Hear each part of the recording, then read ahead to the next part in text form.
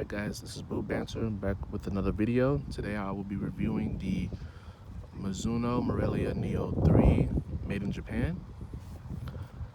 I've had these since the release. I've actually bought these off of Rakuten, and every like super big boot nerd knows that you can buy boots straight from Japan from Rakuten, the Japanese site, and have them shipped to you in America. And the shipping through FedEx from over there is not that bad. I got these in like what, week and a half, 2 weeks. Wasn't that bad at all. So let me read the text specs for you guys. So we have a kangaroo leather forefoot.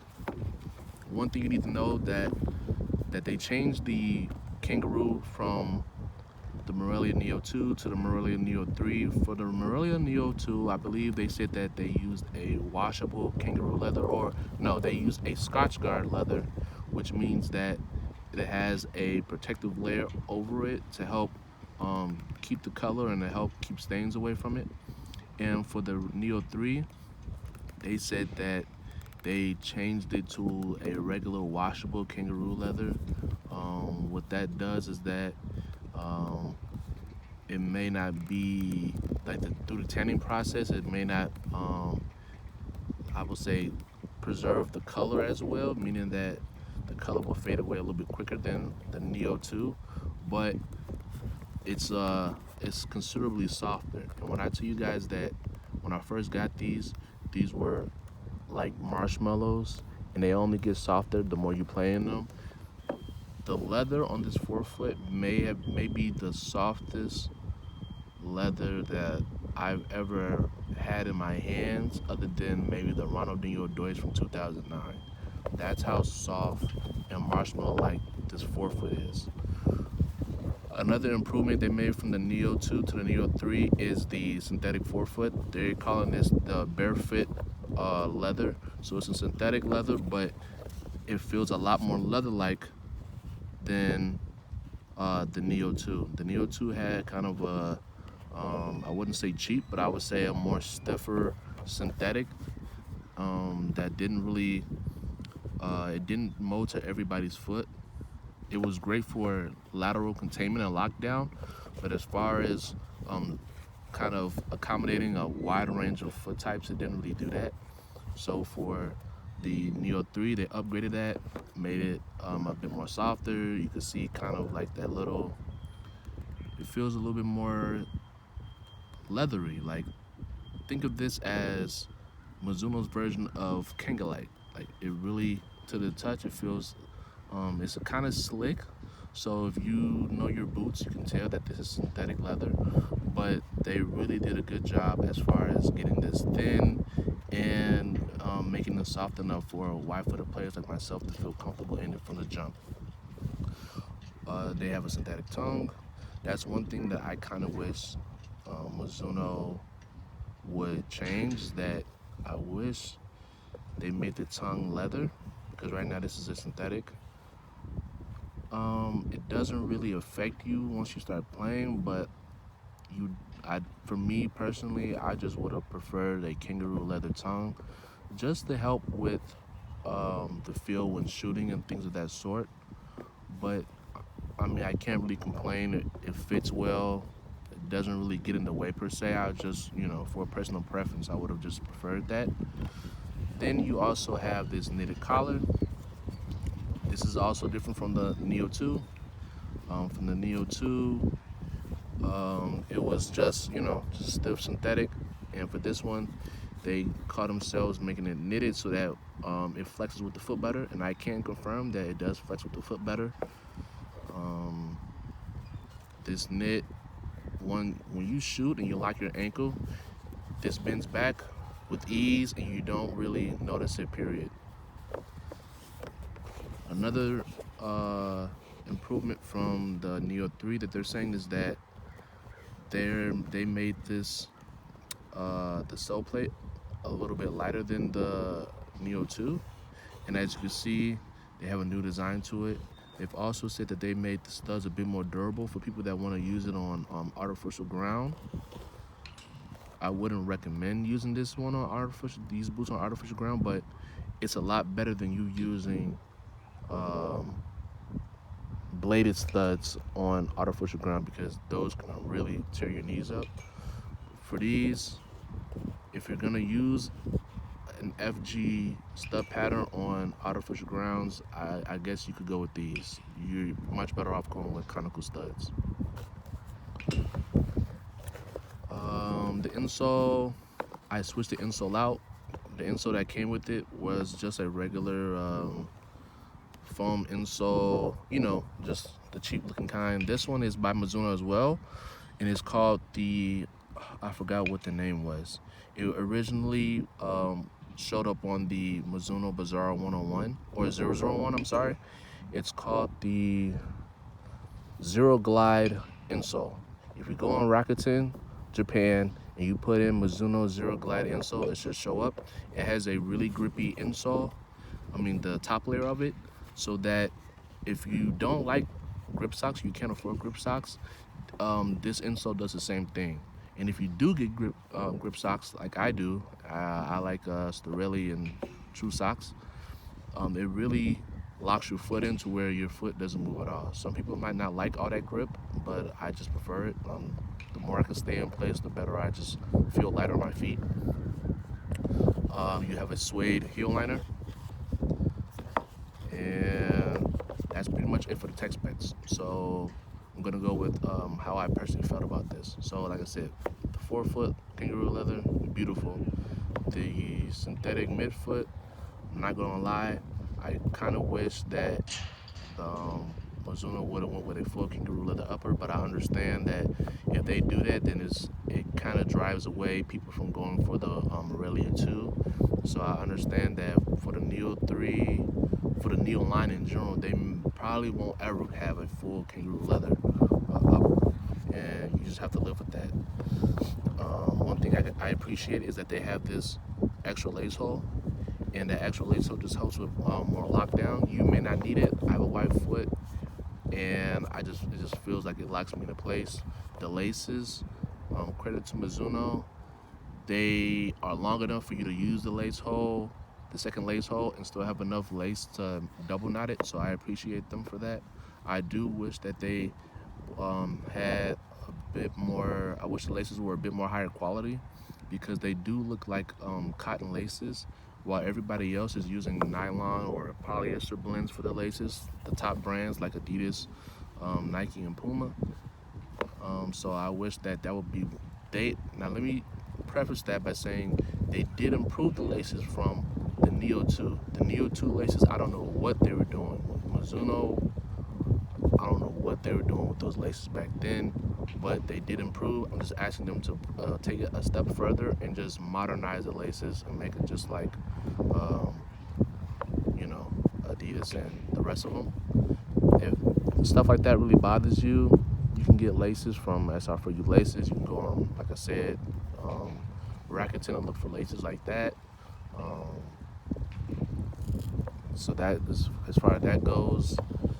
And as far as, like I said, the upper, very comfortable. You get a really nice feel for the ball in these. It's the right amount of sponge. So the way a kangaroo leather football boot, most leather boots in general are made, is that they have a top layer of leather, then they have a middle layer of sponge, and then they have the inner layer that is actually touching your foot on the inside is made of either a suede or a nylon material. What I've known for, or what I found out through the years, is that when they use a suede suede lining for the boot, it kind of makes the leather not as soft. And Adidas is notorious for doing that, but for Mizuno, they've got it down to a T. They use this golden liner material in there. I think they call it a micro taffeta, and it really helps with holding your foot in place, but also giving you the flexibility you need to help with that natural feeling. So I really appreciate that from Mizuno. Like I said, I can't say enough good things about this kangaroo leather. It's the right amount of cushioning, and you still get a really nice barefoot feel for the ball. Studs or slow traction. I like it. It's not aggressive, but I knew that when I was gonna get this boot, it was gonna be aggressive. Now, I'm trying to put this in the sun to show you guys that these are fairly long. These aren't little studs, so for I would say adequately soft football pitches, you will get decent enough traction. You won't get mercurial traction, you won't get speed boot traction from these, but these will dig into the ground to the point where you won't feel like you're slipping. So they get the job done, nothing too ordinary. They have a nice thin profile, so they dig into the ground fairly easily.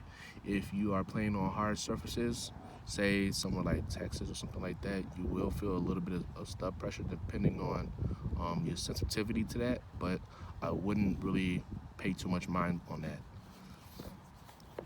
Lightweight, I would say the weight is around, what is it? It's like 6.8 ounces, something of that sort. I forgot I don't remember exactly, but just know that this is exactly the same weight as the Neo 2.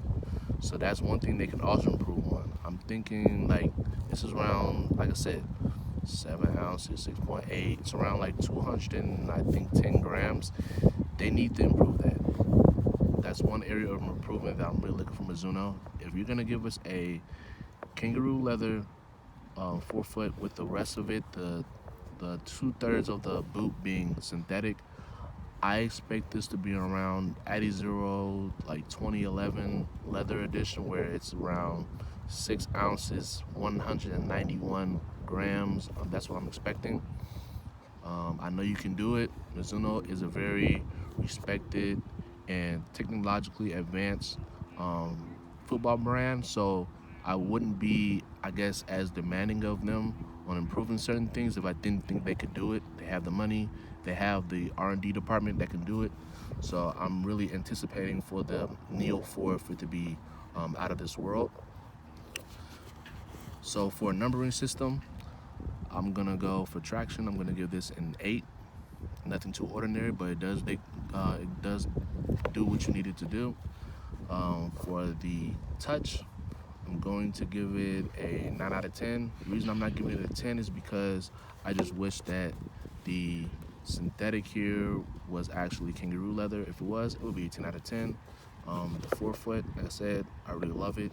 Very soft, very right amount of cushioning to it. Um, Comfort, I'm gonna give this. I think I'm gonna give this like a 9.5, a 10 out of 10. Reason I'm not giving it a 10 is because for the first like 10 minutes I did have slight cramping, but I do have a white foot, so depending on if you have a thinner foot, you might have make this a 10 out of 10 for you.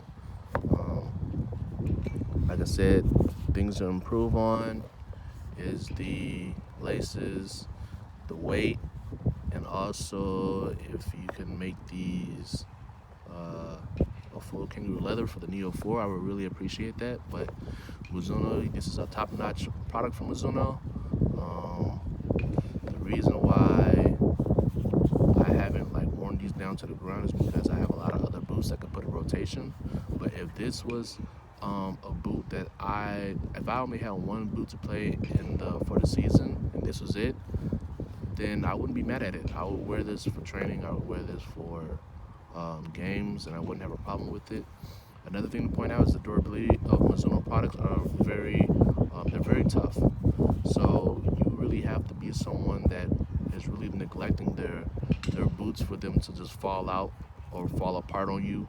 They're known to last you for more than a season if you take care of them correctly. For me personally, I'm a leather fanatic, so what I like to do is I like to clean my boots after each session, whether it's training or games, and I like to apply leather balsam to the front where the leather is at, just to keep them nice and soft from like the first day I took them out the box. But I need to put this disclaimer that the way leather boots are manufactured now, and the way they're going through the tanning process, you don't really need to put a whole bunch of leather balsam. You don't need to put leather balsam on them, period, in order for them to